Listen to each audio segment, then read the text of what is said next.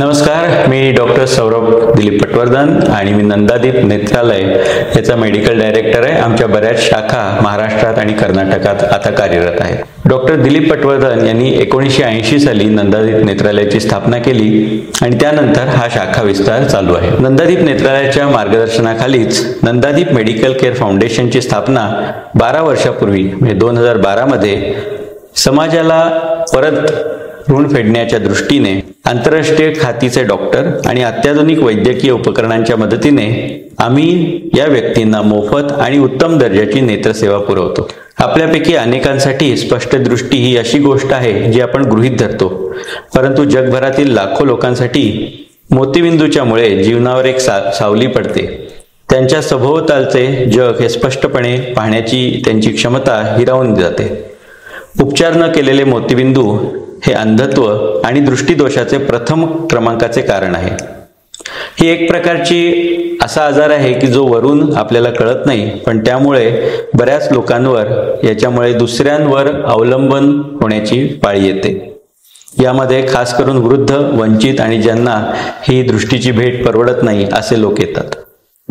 सांगली, कोल्हापूर, सातारा, सोलापूर, रत्नागिरी, बेळगावी आदी जिल्ह्यांमध्ये गावांमध्ये नियमित आम्ही जाऊन दृष्टी समस्या असलेल्या लोकांची तपासणी करतो आणि ज्यांना शस्त्रक्रियेची गरज असते त्यांना आमच्या रुग्णालयात घेऊन येतो।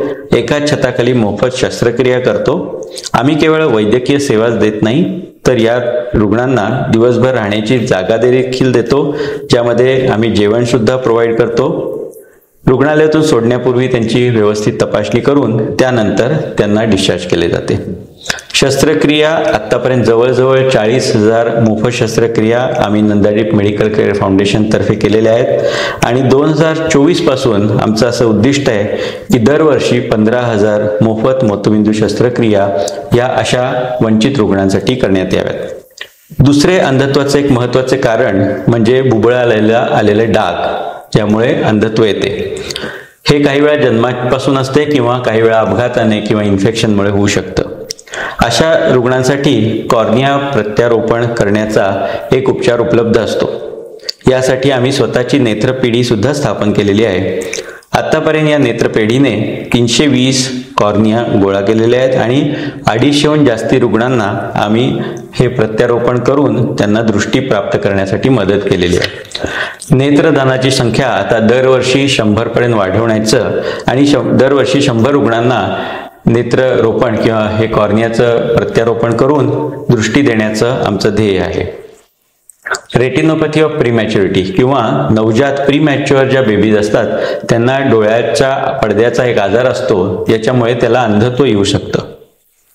ही जी बाळं 9व्या महिन्याच्या आधी जन्मतात किंवा ज्यांना ICU मध्ये ठेवावं लागतं, अशा बाळांच्या मागच्या पडद्यामध्ये काही वेळा जाळ्या तयार होतात आणि त्यामुळे रेटिना किंवा पडद्याचे पूर्ण आजार वाढू शकतो आणि ज्यामुळे अंधत्व सुद्धा येऊ शकतं।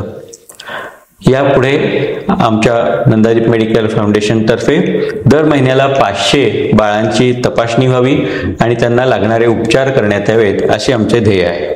नंदादीप मेडिकल केअर फाउंडेशन आपणास विनंती करतो की समाजाने सुद्धा यामध्ये पुढाकार घेऊन आम्हाला या उपक्रमात मदत करावी। अधिक माहितीसाठी तुम्ही आमच्या icareforall.org.in वेबसाईटला व्हिजिट करू शकता। तसेच तुम्ही दिलेल्या सर्व डोनेशन्सना ATG एक्झेम्पशन सर्टिफिकेट हे आमच्याकडून मिळते। धन्यवाद।